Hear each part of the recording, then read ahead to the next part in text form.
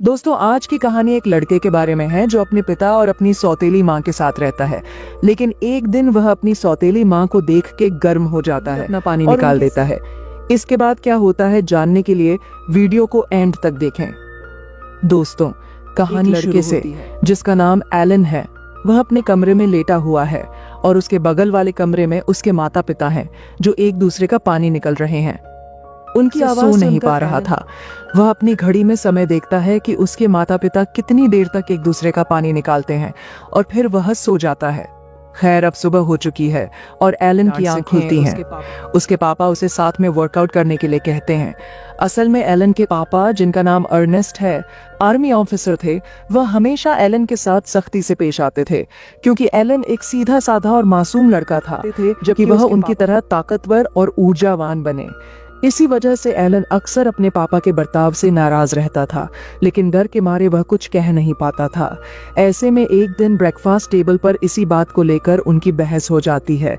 यह बहस एलन की माँ एडन भी देखती है, लेकिन वह कुछ नहीं कर पाती क्योंकि वह एलन की सौतेली माँ थी। शाम को पूरा परिवार डिनर कर रहा होता है। तभी एलन के पापा बहुत बुरा भला कहते हैं, लेकिन एडन आकर कहती हैं, बस करो अर्नेस्ट, बहुत हो गया। एलन अभी बहुत छोटा है, बड़ा होकर वह सब कुछ खुद सीख जाएगा। यह सुनकर एलन अपनी माँ एडन को उनके नाम से बुलाता है और धन्यवाद देता है। वह उन्हें नाम से इसलिए बुलाता है क्योंकि उसने अब तक उन्हें माँ का दर्जा नहीं दिया था।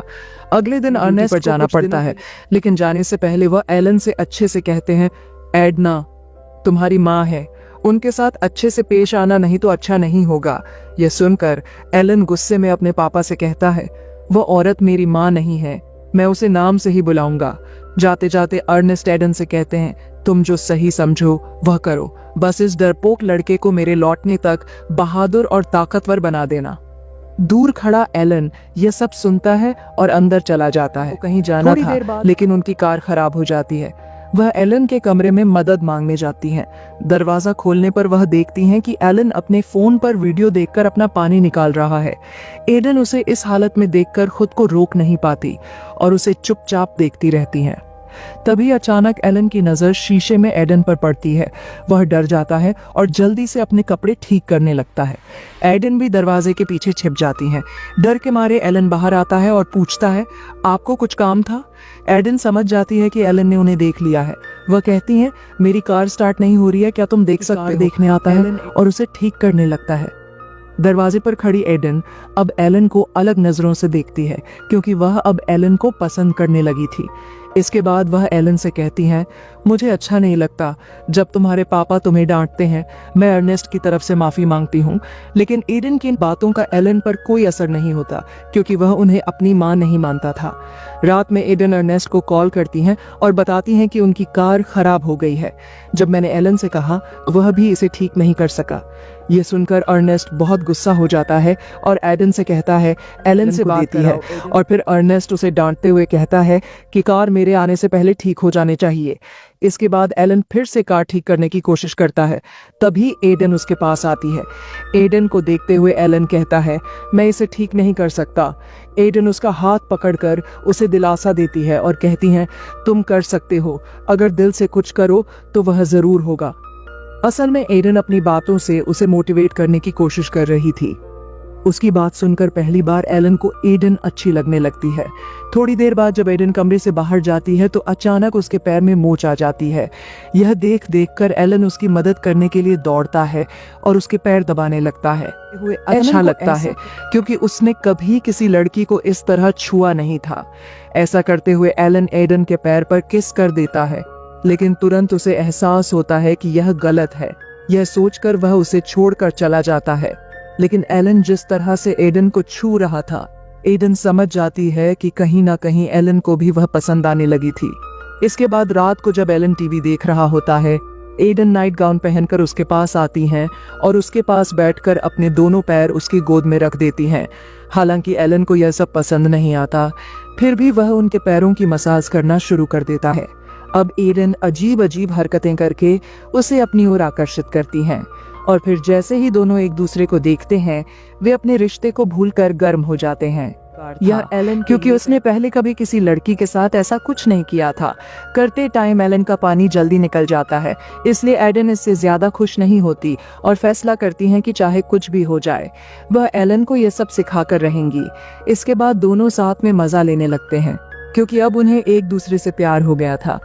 अगले दिन एडन किचन में काम कर रही होती है, तभी एलन जो आज बहुत खुश था उनके पास आकर उससे बात करने लगता है। बातों बातों में एडन कहती है, अब तुम्हारी क्लास का समय हो गया है, चलो मैं तुम्हें छोड़ देती हूँ। फिर दोनों कार में बैठते हैं, लेकिन एडन उसे कॉलेज छोड़ने के बजाय कहती है कार में खेल खेलते हैं। इसके बाद दोनों खूब मस्ती करते हैं। फिर एडन एलन से पूछती है, हम जो कर रहे हैं क्या वह गलत है? ये सुनकर एलन कहता है तो कुछ नहीं बताऊंगा। अब एलन और एडन एक साथ बहुत खुश रहते हैं। वे एक दूसरे के साथ समय बिताते हैं और एलन एडन के साथ बिताए समय का रिकॉर्ड अपनी डायरी में लिखने लगता है।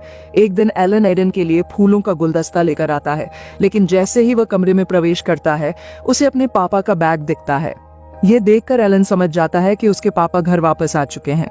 वह तुरंत एडन के कमरे में जाकर देखता है, जहां से उसे अपने पापा और एडन की बातें सुनाई देती हैं।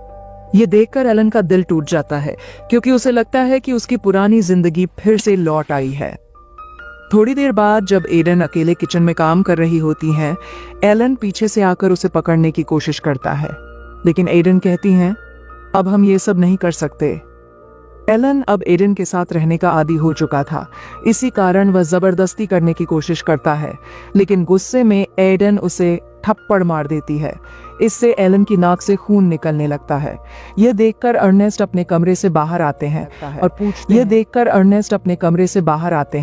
पूछते हैं ये क्या हो रहा है और एलन की नाक से खून क्यों निकल रहा है। इस पर एडन झूठ बोलती हैं कि एलन गिर गया था, इसलिए उसकी नाक से खून निकल रहा है। अगले दिन अर्नेस्ट एलन को मछली पकड़ने के लिए अपने साथ ले जाते हैं। दोनों एक छोटी सी नाव में बैठते हैं। यहाँ अर्नेस्ट एलन को समझाते हैं, इस दुनिया में बहुत तरह के लोग होते हैं, अगर तुम ताकतवर इंसान नहीं बने तो यह दुनिया तुम्हें खा जाएगी। लेकिन एलन को अपने पापा की इन बातों से कोई फर्क नहीं पड़ता। इसके बजाय वह एक छोटा चाकू उठाकर अर्नेस्ट पर हमला करने की कोशिश करता है।